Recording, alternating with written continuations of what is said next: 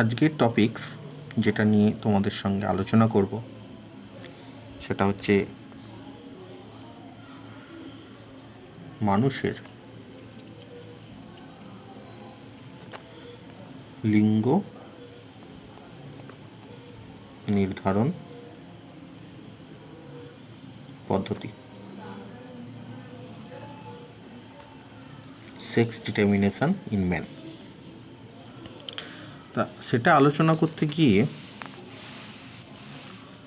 যেটা আমাদের প্রথমেই আলোচনার বিষয়বস্তু সেটা জেনে নেওয়া যে দু ধরনের ক্রোমোজোম, এক ধরনের ক্রোমোজোমকে আমরা বলছি অটোজোম,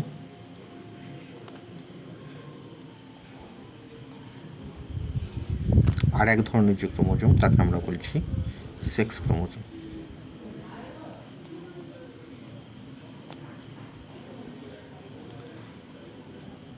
এই যে অটোজোম, এই অটোজোমের ক্ষেত্রে কি হয়, এরা আমাদের যে দেহজ চারিত্রিক বৈশিষ্ট্য সেগুলোকে নির্ধারণের জন্য দায়ী। আর সেক্স ক্রোমোজোম আমাদের যে যৌন চরিত্র এবং লিঙ্গ নির্ধারণের জন্য দায়ী। এই সেক্স ক্রোমোজোমকে আবার অ্যালোজোমও বলা হয়। অ্যালো শব্দের অর্থ হচ্ছে ভিন্ন।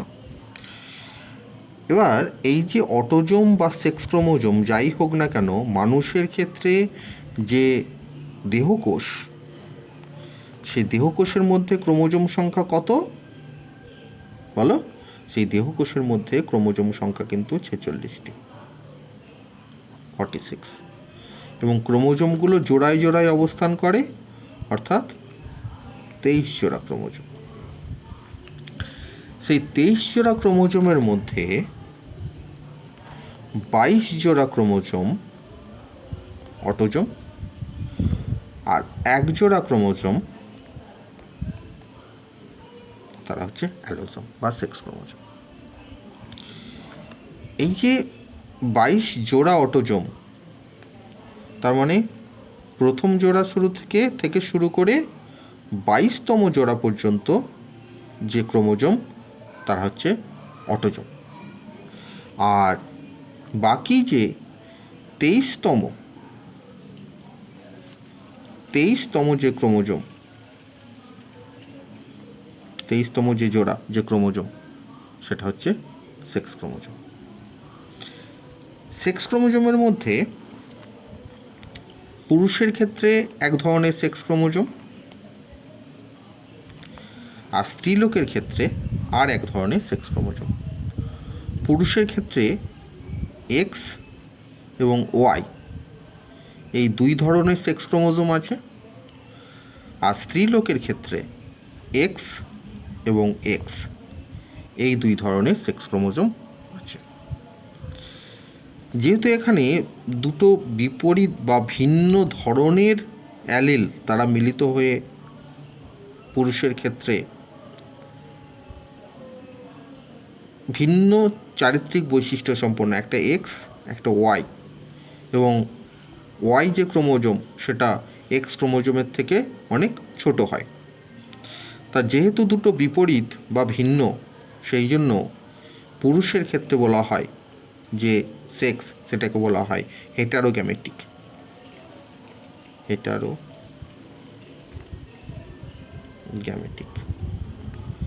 আর স্ত্রীর ক্ষেত্রে যেহেতু একই ধরনের সাদৃশ্যপূর্ণ, সেই জন্য তাদের যে সেক্স সেটাকে বলা হয় হোমোগ্যামেটিক।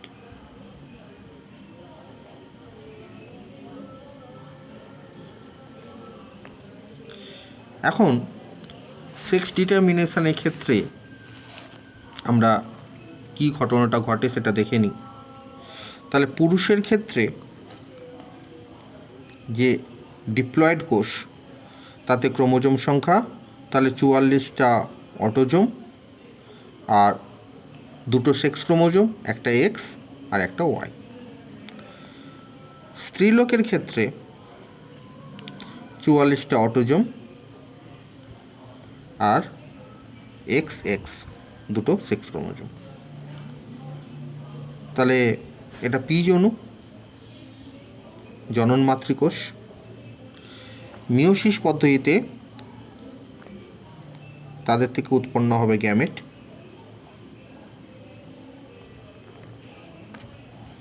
এখান থেকে আমরা, এবং গ্যামেট মানেই হ্যাপ্লয়েড কোষ, তার মানে এটা যদি 2n হয় সেখান থেকে আমরা n সংখ্যক ক্রোমোজোম বিশিষ্ট কোষ পাবো। তাহলে ছিল 46, তার অর্ধেক 23, তাহলে সেখানে 22টা অটোজোম আর একটা সেক্স ক্রোমোজোম। তাহলে একটা এক্স এদিকে চলে এসছে, তাহলে এদিকে রয়ে গেছে ওয়াই। তাহলে এই দু ধরনের কি হলো, গ্যামেট তৈরি হলো, দু ধরনের শুক্রাণু তৈরি হলো।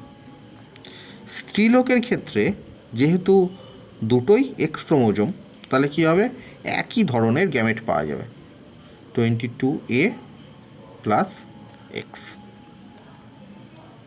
এখন যদি এই এক্স সমন্বিত শুক্রাণু সে এক্স সমন্বিত ডিম্বাণুর সাথে মিলিত হয়, তাহলে কি হয়, 44A প্লাস XX। তাহলে XX মানে কি, স্ত্রী, তাহলে এটা হবে কন্যা সন্তান।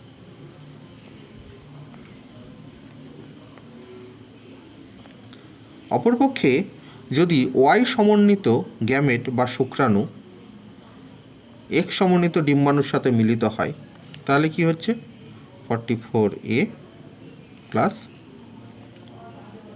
XY। তাহলে XY মানে পুরুষ, তাহলে এটা হবে পুত্র সন্তান।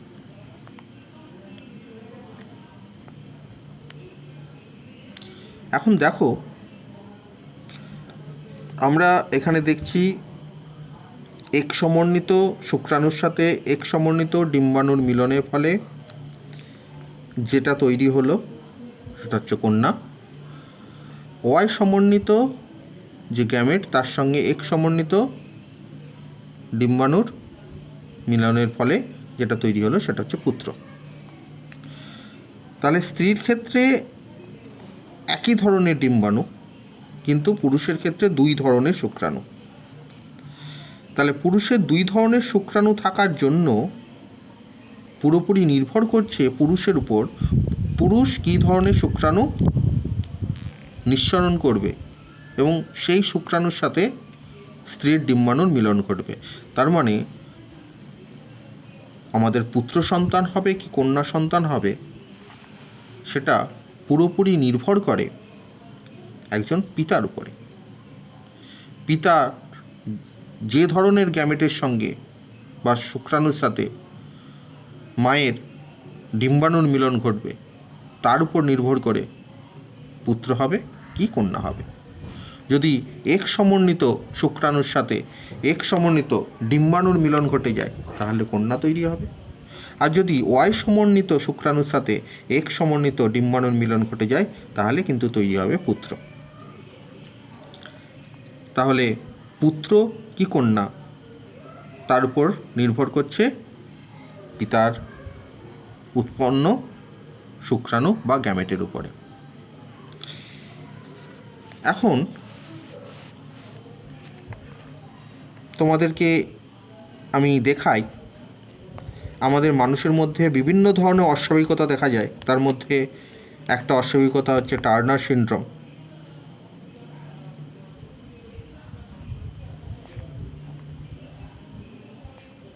টার্নার সিনড্রোম, তার মধ্যে ক্রোমোজোমের সজ্জারূপ হচ্ছে এইরকম, 44 অটোজোম, 44টা অটোজোম আর X0, তার মানে দুটো এক্স ক্রোমোজোমের মধ্যে একটা এক্স ক্রোমোজোম আছে, একটা এক্স ক্রোমোজোম নেই।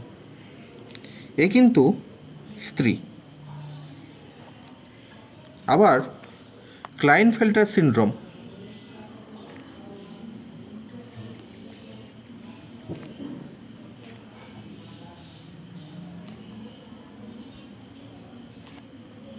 এর ক্ষেত্রে ক্রোমোজোমের সজ্জারীতি 44A প্লাস XXY।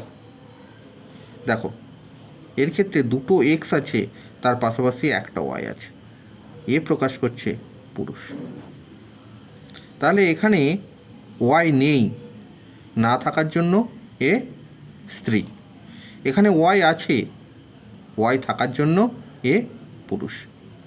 তার মানে এই ওয়াই ক্রোমোজোম আছে কাদের মধ্যে? এই ওয়াই ক্রোমোজোম আছে পিতার মধ্যে। তাহলে পিতার এই ওয়াই ক্রোমোজোম সেই দায়ী কি না লিঙ্গ নির্ধারণের ক্ষেত্রে। অতএব পক্ষান্তরে আমরা কি বলতে পারি যে লিঙ্গ নির্ধারণের ক্ষেত্রে ওয়াই ক্রোমোজোমের ভূমিকা অনুরূপভাবে তাহলে একই রকমভাবে ওয়াই ক্রোমোজোম অবস্থিত কাদের ক্ষেত্রে? পিতার ক্ষেত্রে। তাহলে পিতার ভূমিকা গুরুত্বপূর্ণ। অতএব মানুষের লিঙ্গ নির্ধারণের ক্ষেত্রে ওয়াই ক্রোমোজোমের ভূমিকা যেমন গুরুত্বপূর্ণ, পাশাপাশি ওয়াই ক্রোমোজোম যেহেতু পিতার ক্ষেত্রে বর্তমান, সেই জন্য মানুষের লিঙ্গ নির্ধারণের ক্ষেত্রে পিতার ভূমিকা খুবই গুরুত্বপূর্ণ।